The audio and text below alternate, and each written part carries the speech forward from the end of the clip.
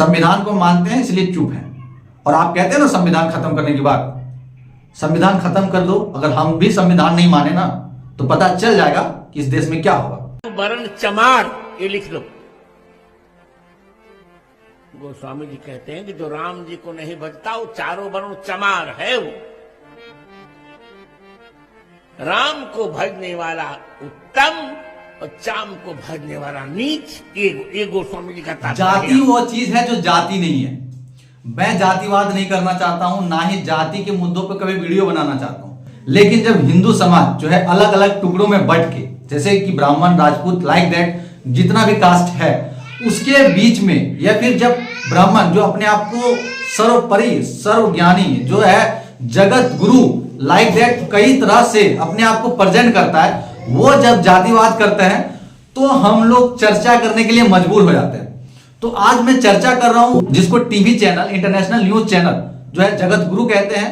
प्रधानमंत्री नरेंद्र मोदी खुद जाके उनसे मिलते हैं, उनके साथ एक घंटा प्रोग्राम करते हैं, जबकि प्रधानमंत्री को समय नहीं है एक भी प्रेस कॉन्फ्रेंस का।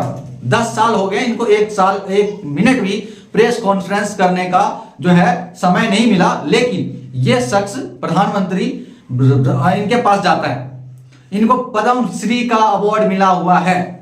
यानी कि सोच सकते हैं पद्म श्री का अवार्ड मिलता है, टीवी चैनलों में रात दिन इसको जगत गुरु की तरह से प्रेजेंट किया जाता है। उसका नाम है रामभद्राचार्य। अब ये शख्स जो है मेरे हिसाब से बहुत ही नकारा, बहुत ही बदतमीज और बहुत ही बेहुदा किस्म के गांडू हिसाब से आदमी है। इनका जिस तरह से इसका मोटापा बढ़ा है, जिस तरह से इसका शरीर है, इस तरह से हमको लगता है इसके माथा में भी गोबर भरा हुआ है। मैं इसलिए कहता हूं क्योंकि ये कहते हैं अपने आप को कि मैं राम से मिल जाता हूं, मैं राम से बात करता हूं। यानी कि ये कहता है कि मैं भगवान से कनेक्टेड हूं। पहली बात, अगर ये राम से भगवान से कनेक्टेड है उसके बावजूद भी इसको विचार नहीं आया।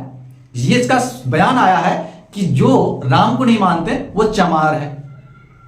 भाई सच में चमार नहीं मानता राम को? बताओ क्यों मानेगा उस राम को जो राम इस धरती में पैदा होते हैं, सबरी का जूठा हुआ बैर खा लेते हैं, लेकिन जातिवाद खत्म नहीं होता। राम पैदा होते हैं इस धरती में, यानी कि राम पैदा होने से पहले जातिवाद था और राम का शासन रहता है, उसका बाप का राज रहता है, उसका भाई का राज रहता है। उसके बावजूद जो है इस देश में जाति व्यवस्था खत्म नहीं होता। राम के पैदा होने के बावजूद जो है यहाँ पे दलितों, जिसके बारे में चमार के बारे में बोला जाता है ना, उस चमार कम्युनिटी को पीछे में झाड़ू बांध दिया गया, आगे मटका लटका दिया गया। 3000 सालों तक तुम्हारे जैसे हरामी लोग जो है रिजर्वेशन का 100% फायदा उठाया, उसके बावजूद आज तुम अपने आप को लायक नहीं बना पाए हो और अभी भी तुम लोगों को गाली देने का जरूरत पड़ रहा है। दोस्तों ऐसे ऐसे लोगों को अभी भी गाली देने का जरूरत पड़ता है जो है शूद्र समाज यानी कि SC समाज के लोगों को। कभी कभी ये इनका एक बयान आया था जिसमें से कहता था कि मरे मुलायम काशीराम, जोर से बोलो जय श्री राम। यानी कि काशीराम जो ओबीसी समाज से आते हैं और मुलायम सिंह यादव जो उत्तर प्रदेश में जो है देख सकते हैं कि किस तरह से बहुजन राजनीति को खड़ा किया है।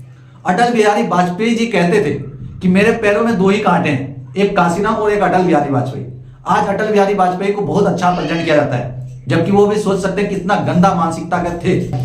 आज ऐसे ऐसे लोगों को हीरो बनाया जा रहा है, चाहे वो कंगना रनौत को पद्म श्री का अवार्ड देके हो या फिर रामचंद्र भद्राचार्य को जो है पद्म श्री अवार्ड देके इस तरह से प्रेजेंट किया जाता है।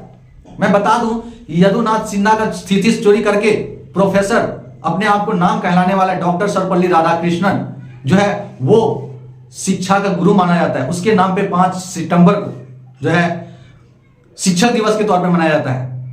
राम भद्राचार्य जैसे लोगों को, भद्दा किस्म के इंसान को जो है पद्म श्री का अवार्ड मिलता है। वहां प्रधानमंत्री मोदी जाते हैं और उसके साथ 1 घंटा का कार्यक्रम करवाते हैं मोदी से। और वो क्या बयान दे रहे हैं?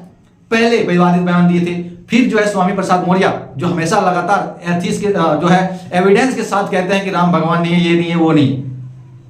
वो भाई वो तो प्रूव कर रहे हैं, आप भी तो दो ना, साबुत दो। अगर वो इतना त्रेता युग में पैदा हुए थे, ऐसे हुए थे, वैसे हुए थे, तो आप दो। वैसे मैं धार्मिक मुद्दे पे बात नहीं करना चाहता हूँ, जाति के मुद्दे पे बात नहीं करना चाहता हूँ कभी भी।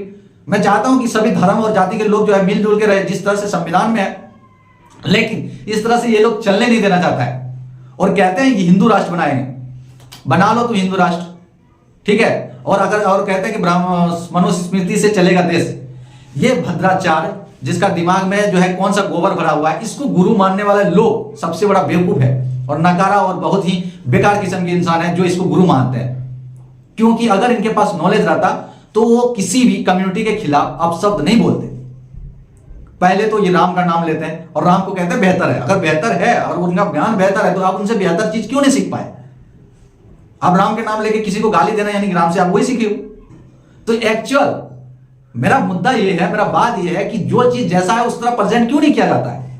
आज इंटरनेशनल न्यूज चैनल में आप उठा के देख लीजिए, एक टाइप कीजिएगा गूगल में सर्च में, तो आपको राम भद्राचार्य का नाम लिखते ही उसका तमाम तरह का वीडियो आ जाता है। तो रात दिन जो है इस तरह के लोगों को जो है चर्चा करने के लिए बुलाया जाता है। कुछ मौलानाओं को इधर से बैठा दिया जाएगा और कुछ लोगों को इस तरह से बैठा दिया जाएगा। मैं राम भद्राचार्य को, मैं मूल निवासी समाज के लोग होने के नाते मैं उनको चैलेंज करता हूं कि आप जो है एविडेंस के साथ कोई भी सवालों का जवाब दे दें तो मैं आपको गुरु मान लूं, पहली बात। दूसरी बात, जिस तरह से आप या तो हम SC ST OBC समाज को हिंदू मानना छोड़ दें, अगर इसको हिंदू मान रहे हो तो इनके बारे में बुराई मत करो। संविधान को मानते हैं इसलिए चुप है, और आप कहते हैं ना संविधान खत्म करने की बात, संविधान खत्म कर दो। अगर हम भी संविधान नहीं माने ना तो पता चल जाएगा कि इस देश में क्या होगा। हमारा पॉपुलेशन 90% है और हमें रोज रात दिन अगर गाली दिया जाएगा तो हम भी अब चुप नहीं बैठेंगे। और ऐसे ही सामाजिक जो है बेकार और नकारा किस्म के कोई भी इंसान अगर समाज के अंदर गंदगी फैलाने की कोशिश करता है, अगर इस हिंदू में तरह तरह का, जैसे दलित हिंदू, OBC हिंदू और SC ST हिंदू, अगर हिंदुओं में बार बार अगर इसको बांटने की कोशिश करेगा तो इनको जो है मुंह तोड़ जवाब देने की काम करना चाहिए समाज के लोगों को जो हिंदू एकता चाहते हैं, पहली बात।